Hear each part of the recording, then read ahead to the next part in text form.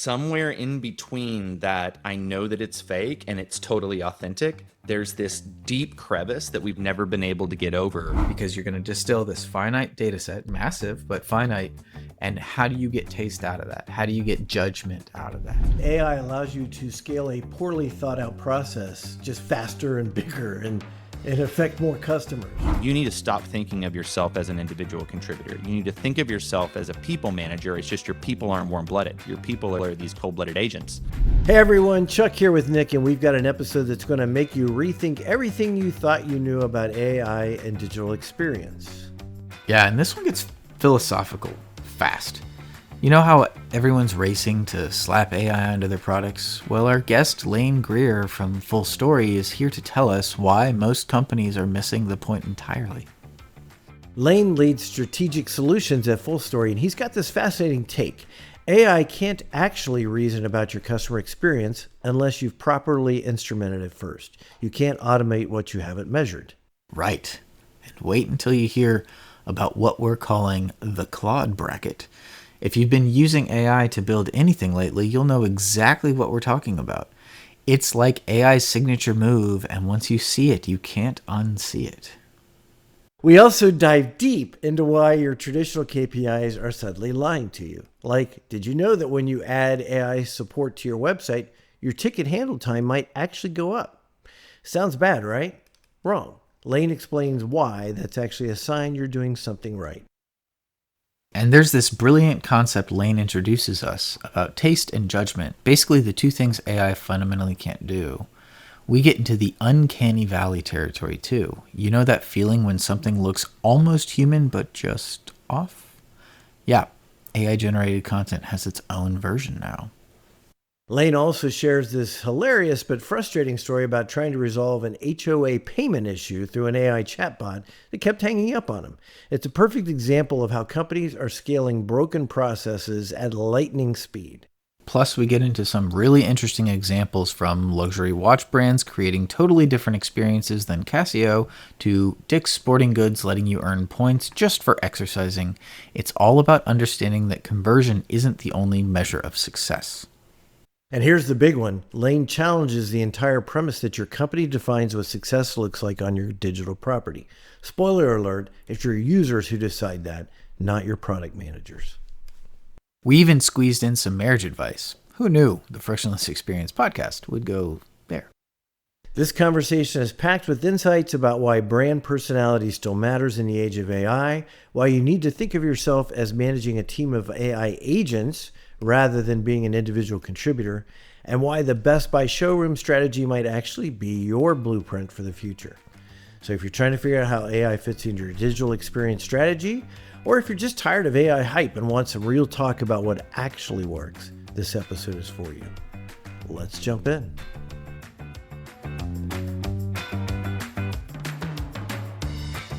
Joining us today is Lane Greer from Fullstory. Lane, welcome. Thank you for having me. All right, so let's talk a little bit about this AI phenomenon we've been talking about. What do you think makes a digital experience worth having versus just a transaction to complete? Basically, delight versus, fulfill. It's a question that I think a lot of brands are kind of circling back to, and if they aren't, they shouldn't. They should be. It is your brand personality is still primarily, yes, there are product manufacturing companies and the quality of a product matters to build loyalty, but top of funnel is still predicated on the personality of your brand. Just like you're attracted to specific people depending on their personality, and that's what first attracts you to want to be near those people. Same thing is true for brands and your online reputation. I mean, like Nike's the one that blazed this trail with Nike Lab, right? That before Nike Lab, every website was just a static view of information. It was all just like a catalog of information. And when Nike Labs rolled out, their revolutionary kind of flash-based experience, it awakened everybody to like, oh, I can actually develop a personality and maintain a relationship beyond just transactional interactions. What's an example today that you think of the brand personality factoring in? I mean, thinking about everybody from, when you visit a website, something like a Papa John's, all the way to what Nike's doing now. I mean, it's like the brand.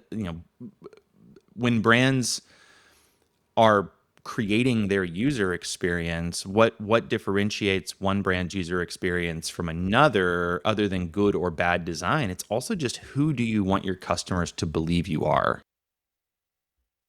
So, one of the things that everybody's talking about is how AI may change that ability where you'll be able to search for things, transact. How do brands then build the kind of rapport that makes customers trust AI to transact on their behalf later?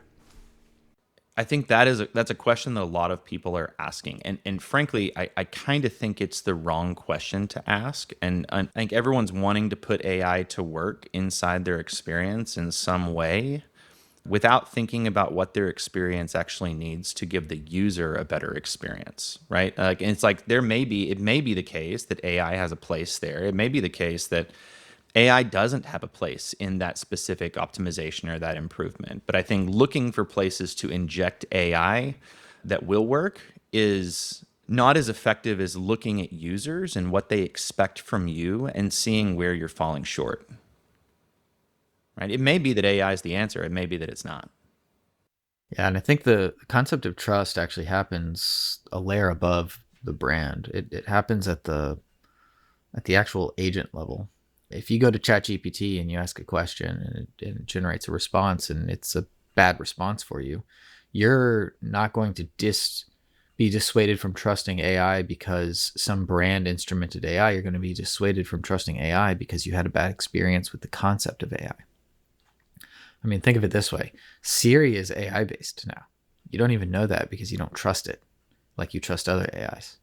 So if Apple then goes and creates Siri AI based features, then you're going to have an inherent distrust in the fact that it happened based on the LLM. Now, many of these brands aren't going to have quite a one-to-one connection to a specific AI, yet it's still going to come down to how well is AI, the concept, landing with the user versus how well is the brand doing it. Now, if you go and you brand your own Siri AI, now all of a sudden you might actually be able to dissuade customers from trusting your AI, even if at the core it's Gemini or some other highly trusted AI base LLM. But to me, that's one of the biggest aspects in the trustworthiness. I mean, 3 years ago, no one trusted it at all. Like, it was just like, it was all ninja magic and fairy dust. And everyone was like, yeah, but it's mostly wrong. It's cool, but it's mostly wrong. But now you look at the responses. I mean, I don't know about you, Lane, but I feel like every third thing that I read nowadays is clearly based on AI. And by that, I mean, I'm effectively reading it with the lens of thinking, okay, AI generated this, and therefore I need to be able to find where that a little bit of bogus, a little bit of inaccuracy is. And if I can't find that inside the response, then it feels more human, even if it's actually AI. I think a lot of the new of generative AI has kind of worn off at this point, and we are kind of moving into the next generation, which is a much more stable, much more mature approach.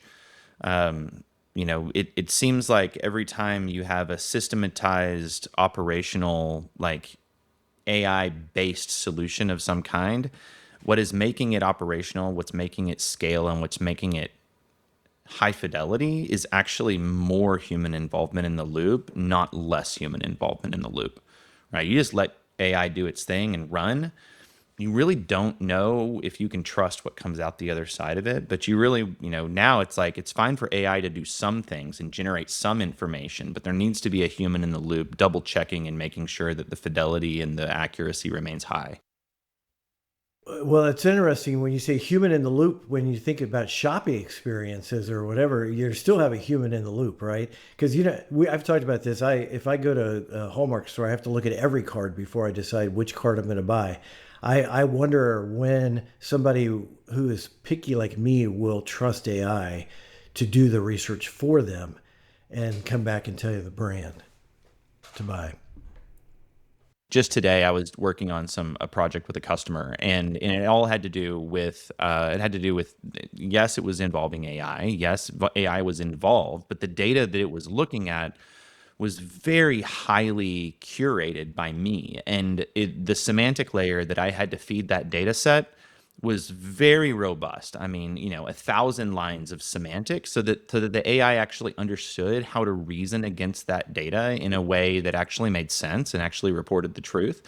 I couldn't just feed it that data set and let it run. The insights that it generated were maybe according to the data right, but I knew that they weren't right because have a much broader view, and frankly, I have a much bigger context window. My context window is 41 years old, and that AI's context window, no matter how big it gets, it's not going to be able to take the decade plus experience that I have and synthesize it down so that you can, it's matters of I heard Chamath Palihapitiya recently talk about, like, when it comes to matters of taste and judgment, you still can't rely on AI for any of that. When it comes to taste and judgment, the human is actually the one who has to bring that component to the table. And yeah, you can feed that with guardrails into the AI, and it can kind of pretend to reason and like a human does, but for a very short period of time, you have to continually keep those guardrails really, really firm and really deliberate. AI is trained on a data set that's finite, and it's a massive, massive data set, but it's still finite. And so what it's going to do is it's going to distill everything into kind of the most common response. And that's where, like, the taste and judgment, you can't figure out good taste from doing that. Like, it's functionally impossible, just like conceptually. You don't, because you're going to distill this finite data set, massive but finite, and how do you get taste out of that? How do you get judgment out of that? And when you really boil that down into its most pure, I think the human in the loop concept just is the only way to solve that problem. I mean, what makes us human, though? Like, and now we're going to be philosophical and grab a whiskey, but, like, what makes us human? Recently, there's a really good example of this. So recently, on the same day, I built two separate apps, and one of the apps was specifically designed to act as a personal assistant to handle all of the transcripts for all of my calls along different lines, keeping a track of my calendar, all of that. Very professional. It's an app that I used every day in work. And it had a user interface. That user interface was very crisp and kind of what you'd expect from an enterprise application. On the same day, I also built an app to manage the schedule and the calendar, the agenda for my family trip to Universal Studios. And that app looked like it's Universal Studios. It looked like a graphic comic, right? Like, that was but if I had fed that Universal Studios trip planning app as context for Claude to build enterprise applications, that wouldn't make any sense. But Claude doesn't know the difference. It just sees a user interface and it uses it as a pattern. It's going to make it work, and it's just going to feel, it just lacks the judgment and the taste to know what is appropriate at given times. The same thing is true when you start dealing with, like, understanding the difference between a malicious synthetic operator traversing a digital experience, a bot running on a digital experience, versus a confused user running on a digital experience. How's the AI actually going to differentiate between those two things unless you provide the necessary context to give it that clarity so it can actually perform that job? If you don't give it that clarity and then you don't check the work afterwards, that it really requires judgment of someone who understands what it looks like when a human being is interacting with the digital surface versus when a robot is interacting with the digital surface. And even if you get to the point where you're like, okay, well, we're going to pull, this series of events out, we're going to create this series of events in the data, and that's going to give the AI what it needs in order to differentiate real versus synthetic people. Well, you had to create those events, right? That's that additional human context that has to be injected into the system in order for the system to actually operate and run at scale with high fidelity output. Yeah, and your example about Claude, I like that you gave it a design principle, but if you don't, there's Claude creates the exact same look and feel every single time. And it's Claude. And then I've started to coin the phrase, and I'm sure other people have said this too, but I call it the Claude bracket. It literally looks like a bracket that it puts on the side of boxes and cards every time. And and it's colored like, yeah. And I call it the Claude bracket now. Whenever I see it, if that bracket's there, it's the Claude bracket. This is Claude. And that is giving so much context to me to understand something about the brand or the website or the person that did it, to understand that, hey, they didn't put judgment into this and they didn't put taste into this.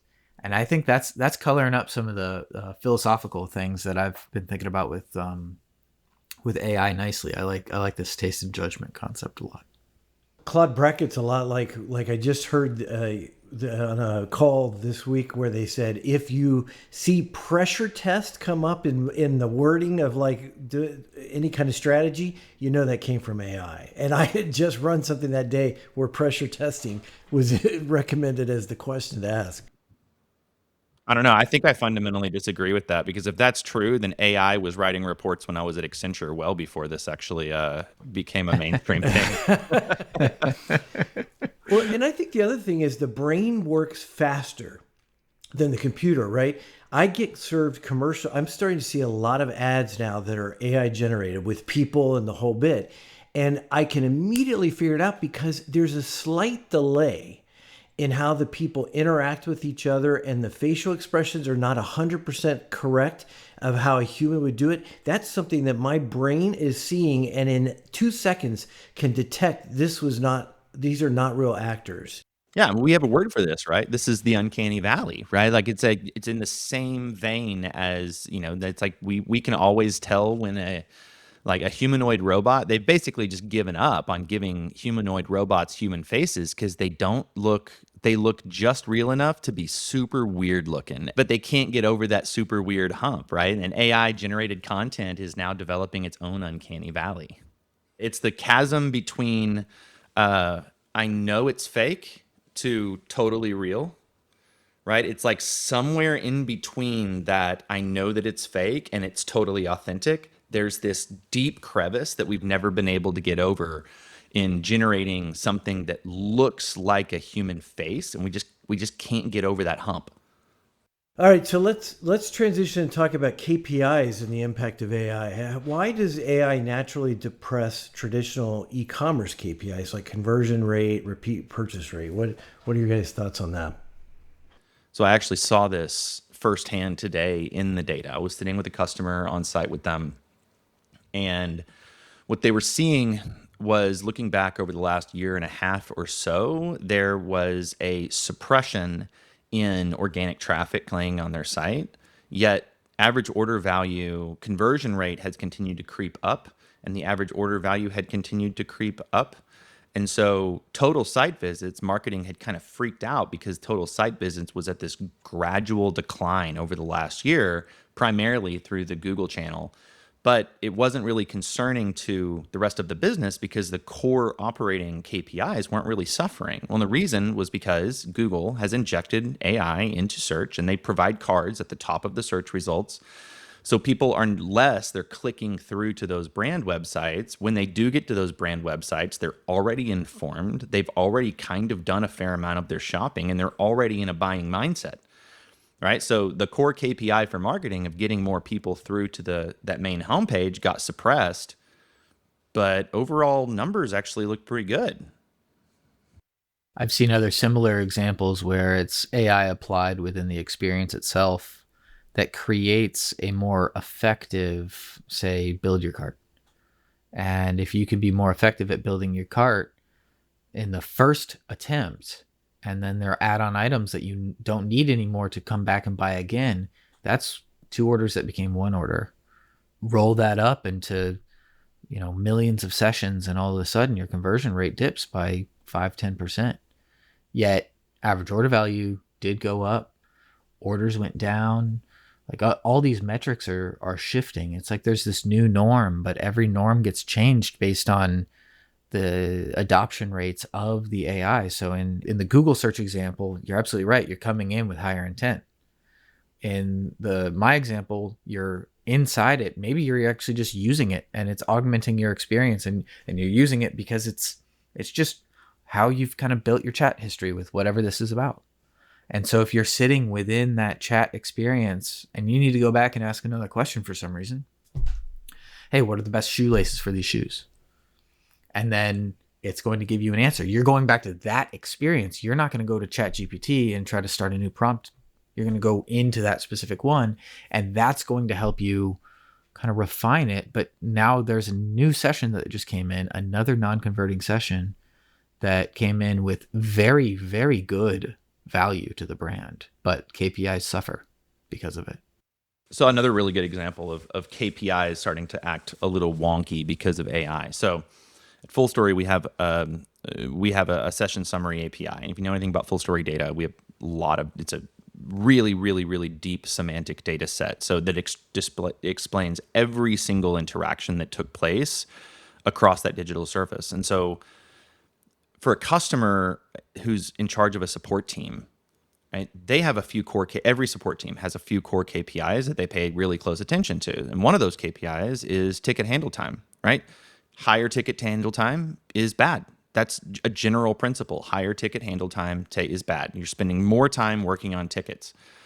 But when you have an intelligent chatbot like Intercom Fin or something running on the site, and you've trained Intercom Fin on all of your support documentation, and anytime someone interacts with Fin, Fin reaches out to Fullstory and grabs a robust summary of every single thing that happened in that user's session. Guess what? Fin can actually handle almost 80 to 90% of the level 1 support requests that come in. They never actually go to the support agent. So ticket handle time for your support team is actually going to go up. The reason for that is that far fewer support cases get escalated to level 2 and level 3 that require a human to be involved. And so ticket handle time may go up, but total number of tickets is going to dramatically drop. So, keeping an eye on all of those KPIs and maybe even reframing those KPIs to say, okay, was AI involved here? Let's measure our AI enabled KPIs separately, have their own set of KPIs and measurements so we can continue to fine tune that model and make it more effective. But we can't just look at ticket handle time as whether or not our support agents actually know what they're doing, because if much hairier tickets are the ones getting escalated, you're going to see ballooning ticket handle times, just far less tickets making it there. So, Nick, I think my favorite retailer and I need therapy. You and another website? I've waited 5 seconds for it to load. 5. I could have gone and brewed coffee. That's a quick coffee maker, first of all, but that sounds like a performance issue to me. Yeah, instead of communicating, it just spun. So you left, I'm sure. Classic abandonment issue due to latency. Exactly. And that's why the Lowe's SRE team built site speed targets with Blue Triangle, so their users don't get ghosted by loading icons. This is 5 steps to faster pages and fewer heartbreaks, all in the context of improved experience and improved revenue. In fact, we turned it into a free playbook. It's like a couples therapy for your digital experience. For you and your website, Chuck. So be sure to grab the 5-step site speed target playbook at bluetriangle.com/playbook. Because love is patient, but users aren't. I would say the common thread across all of those are AI is making it more efficient. So the shopper has to come back fewer times. It may weed out the wrong shoppers who are looking for a particular product, and AI figured out what at this store that product didn't match their needs, so they didn't go check it out. So that's fewer visits, but it doesn't impact the actual number of conversions. It was just a bad visit. Super interesting. So what metrics should brands measure instead when AI is in play? What are we changing to? What should they be looking at? Well, the North Star has to be your whatever that global number is, whether it's trips booked, whether it's products purchased, whether it's average order value, whether it's revenue per visit, like whatever those things are, those are the things you should be able to continue to see trending up and to the right, right? The thing that requires you to the thing you have to rethink is all of the KPIs that are downstream from the KPI that the board cares about, right? The KPI the board cares about is the one that AI should be resulting in increasing at a faster rate. All of the downstream KPIs from that are the ones that have to get rethought. And I think depending on the department that you're dealing with, I mean, we talked about one for support, right? I think another really good example one is things like fraud, malicious activity. That's one that is really interesting. It's really interesting to us at Fullstory right now because the fraud teams have their KPIs that they pay attention to. How much bot traffic is making it to the site? What's our total return rate or revenue that's stuck around versus revenue that's ended up flowing back through returns? And trying to using AI to identify fraudulent actors in that space. But at the same time, all of those fraudulent actors are now AI enabled as well. Right. And so if you aren't bringing intelligent systems, intelligent models, and combining it with multiple decades of taste, judgment in your fraud team, you got to figure out how to bundle together. Let's say you got a fraud investigation team of 4 or 5 people. Every single one of those people has always existed as a superhero that brings their own expertise to the table. What AI lets you do now, as we see, the rollout of more and more of these like AI harnesses, being able to like front load your AI with a bunch of context, you got to start bringing together all of the best practices, those multiple decades of fraud investigation experience. Then your AI is able to operate with a similar level of clarity as all of your team combined. And that team is going to continue getting smarter. And the AI that they deploy, as long as you're sharing that expertise and you have a systemized workflow for how you continue to inject that expertise into the inference side of your AI, whatever it is that you're using, that should get infinitely smarter as well, right? But one of the things that I see, I've told my team this, right? Like, so I lead a team of individual contributors, but I've told them, every single one of them, you need to stop thinking of yourself as an individual contributor. You need to think of yourself as a people manager. It's just your people aren't warm-blooded. Your people are these cold-blooded agents. So they need to think in terms of orchestrators and managers and not think in terms of individual contributors, so that they can take all of their judgment, all of their taste, everything that they've developed over decades of experience of working in the field, and let their agents share in all of that mind share that they've been developing, right? And then those AI agents start operating more like a team, and each person on your team can also operate like a team in and of themselves. So, how do you get executive buy-in then when the numbers that they've tracked for years suddenly look bad? Well, one of the things that I wanted to chime in on real quick before we transitioned, and it kind of answers your question a little bit, but I think it's so important that you stop forgetting about the intangible successful journey. And so many brands forget about that. Like, it is a successful journey if I instrumented AI and somebody came back in and asked it a question to answer just that question. That's a successful journey. I love that session. I want more of those sessions. I want more sessions that come in and they check on their order status and they do it with grace. No login struggles, no issue getting the order up, nothing. Like, that's another successful journey. Stop forgetting about those sessions, because if you can start measuring that and understanding, okay, forget about orders being the only way to have success.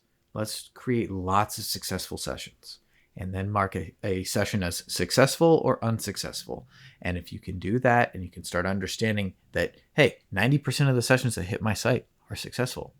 That's insane, right? And then you build the brand. You're not just building order flow. You're building the brand, and you're building loyalty, and you're building people that need to keep coming back, because every session matters, even when it's not trying to purchase something. So we get obsessed about purchase conversion. We get obsessed about revenue, and as you should. But this brand building concept is revenue in 6 months.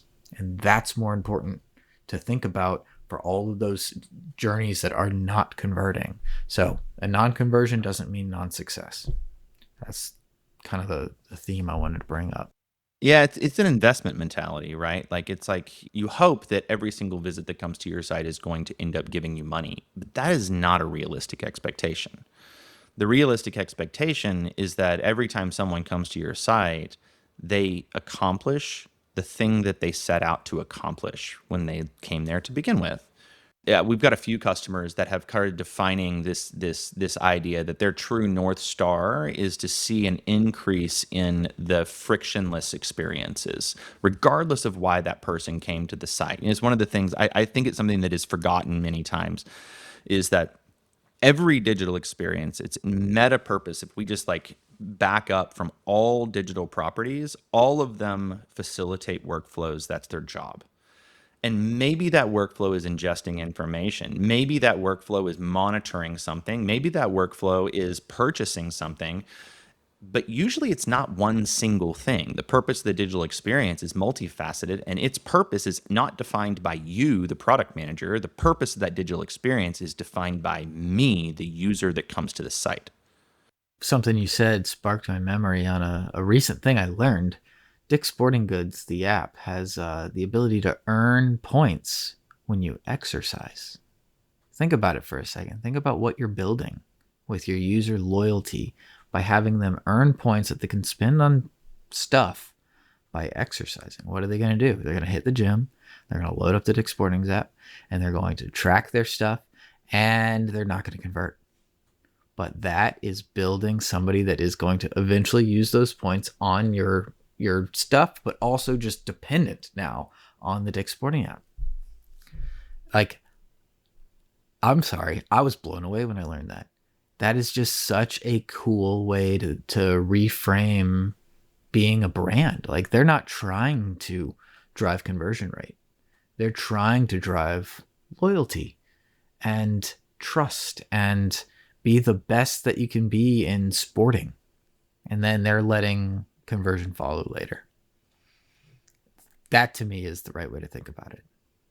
So do you think that's going to that AI is going to change how brands build loyalty long term then? I mean, there may be all these new ways that we haven't even thought of.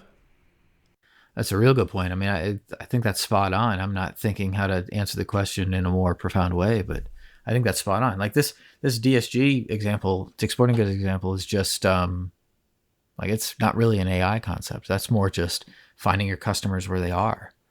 But AI could certainly help you find more stuff like that. I've also seen the flip side though. Like Lane, you mentioned customer support. I encounter so many of these AI powered bots that frustrate the completely. I get so angry with the brand. Just say it, Chuck. Let it fly. I was trying to watch my language. But you get the point.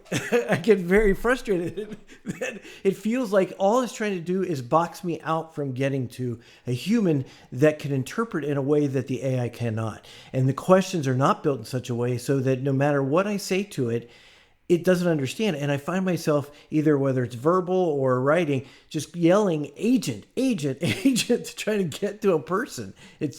I find 9 times out of 10, it's a far worse experience. Yeah, I ran into one of those recently with our HOA property manager, where this situation was, we paid our dues, right? We paid our HOA dues, and those dues weren't registered in their system. And I have a confirmation number that I paid my dues, but you're just not representing. And every day it's incurring fees. And I'm like, okay, I know if I talk to a person, they'll see the problem and they'll be able to just like, oh, I see what's going on here. But every time I would get this AI system that would talk to me, and it was a generative system. I would ask it questions. It was very clear that it was not canned responses. It was generating those responses on the fly. But every time it tried to transfer me to an agent, it hung up on me. Every single time. I could not. There was some bug in their implementation that, if I had just talked to a person, this thing could have been resolved in less than a minute. And it took me 2 weeks. And finally, I just had to go walk in their office and say, like, can you please solve this problem for me? And it was just bad implementation, not thoughtful when they implemented it. And I think we're seeing this rise in a bunch of new types of jobs around AI companies that, some of these types of implementation details for getting your AI system to do what you need it to do, they're not as straightforward. They're not out of the box. You're not flipping a switch and it's just working. They actually need to be implemented by an engineer. And there's a pretty good chance a lot of these customers buying these systems don't have the engineers that understand how to use these systems and set them up. And so, we've got a lot of like professional services partners and whatnot that we're talking to a lot right now, and that's a lot of their work. Like a lot of their work is just getting AI systems up and running and try to make them as hallucination proof as possible, so that they can actually do the thing that they bought them to do. I am blown away your HOA has like a dedicated support function. That's what you took away from that? Yeah. Are you kidding me? I was going down a whole different path of what he was saying mentally, and you're like, your HOA has a bot? No, my I mean, HOA seriously, doesn't. think about this. My property management company contracted through my HOA has a bot. And I don't know how many neighborhoods. They probably are a national company, right? So they've probably got 10,000 neighborhoods that they manage. And so it probably makes sense at scale for them, but the implementation was really poor. Yeah. So basically, what we're saying is AI allows you to scale a poorly thought out process just faster and bigger and affect more customers. Yeah, the blast radius. And what does AI do? Well, it increases the blast radius of the effectiveness of the solution. If the solution is buggy, the blast radius for that buggy experience is going to be exponential. Now, have you ever seen a company kill an AI feature because it hurt conversion rate, even though it was like building long term value, like the senior team just couldn't wrap their head around it? Either of you? Yes, but they will wrap it in language that sounds like a new feature that is out right out of the box that they've never had before. This is something. It's like right now, it is so unfashionable to fail at an AI initiative that they have to figure out some way to disguise that failure as a success. And we've seen this recently with a very large product analytics company that, a year ago they rolled out a whole like AI inside their product type of thing. And then here we are 6 months later, and we've got this agentic solution that connects through MCP and all of this. And it's like, really, the reason they did that is because the original AI that they launched just didn't work and nobody trusted it. And so, yeah, they had to pivot that entire position, and they pivoted it into a new product launch. Yeah, I think on the vendor side, especially, you're right. On the brand side, I think it's going to be a little bit of a different reception and or change. But I certainly have seen a rollout, rollback, retune, re-roll several times. That might even be status quo right now because everybody thinks that they have everything buttoned up, ready to go. You send it out into the wild and it's going to find every edge case, and there's going to be more edge cases than core cases. And that's the real struggle, is that you get to the outside immediately. I mean, at what point is an edge case no longer an edge case, even though they're all these tiny little tendrils?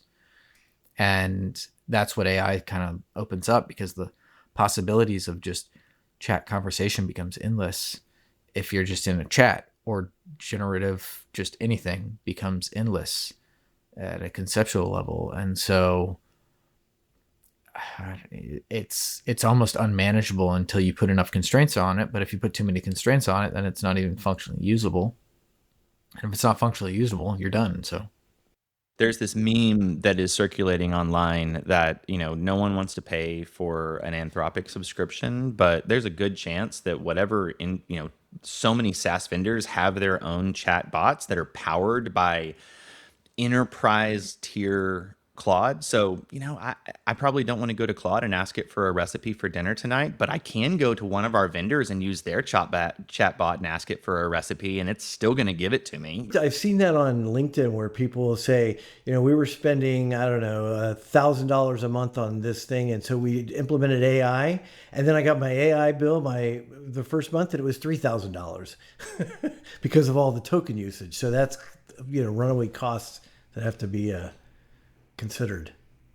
There's a lot of code being slung right now. There's more code being generated right now than ever before. For the last 25 years, the choke point in software has always been engineers. There just weren't enough people to write code. And now we've got a very new choke point. That choke point is code reviewers. Now there's just too much code coming down the pipe and there aren't enough people to review all of it. My boss likes to say the world is going to end with someone typing LGTM and clicking approve.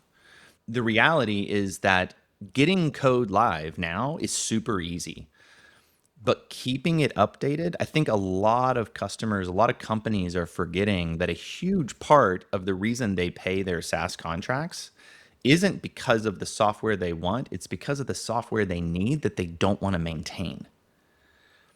Right? So just because you can create a really robust, fully featured application doesn't mean that application, if it becomes tech date, someone still has to maintain that tech.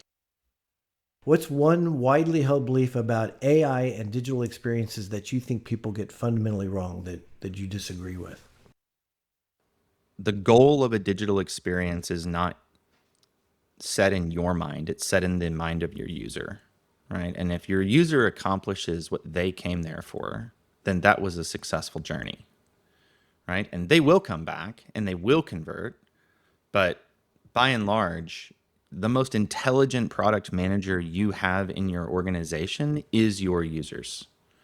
And it's just too many people just are ignoring the most powerful, most comprehensive, intelligent product manager in their organization. And if you aren't listening to your users, then who are you listening to? Nick, it makes me wonder, should when you think about customer satisfaction, should we be asking a different question? Like, did you have a successful journey? Not like, and thinking of, when you do some of those online surveys, does that change what we need to ask? Maybe a little bit, but I don't know. Candidly, I've always highly doubted just the whole concept of customer feedback because of two very important things. There's a massive bias on the person that's willing to do it. Even if you prompt them correctly, the person willing to do it is a certain type of person, and you're missing most of your customer base based on that bias alone. And two, and I know, Chuck, you're so passionate about this one. Survey bias is like insane. You get the question wrong just slightly and you get the wrong finding. Even if you think you know what the question means, if your customer doesn't, then, or the customer interprets it slightly different than how you're interpreting it, now all of a sudden you're answering a question that you didn't think you were answering, but you also didn't know that you didn't ask the question that you tried to ask. So you end up with faulty results. So that's a rule for marriage too, isn't it? The message you send is not always the message that gets received. And if they receive a different message than what you sent, then the answer that came back is also not going to be the message that you either hear as well. Very true. Very insightful. Very insightful. It's literally the only thing that matters is what was received, not what was sent. Literally. Yeah. All right, Lane, what's a great way for people to get in touch with you if they want to continue the conversation? Yeah. I'm on LinkedIn and Lane at Fullstory.com. So, strategic solutions at Fullstory is all about, closing the last mile with solutions, taking behavioral data and making it something relevant and connected to all of your systems and your infrastructure. That's kind of what we do all the time is we just take really squirrely challenges and try to figure out how to solve them with user data and user sentiment. So, yeah. Well, thanks for tuning into the Frictionless Experience. We appreciate you joining us as we unpack the invisible systems that shape digital products behind the scene. You can always connect with Nick and me on LinkedIn. I am at Chuck Moxley and Nick is at In Paladino.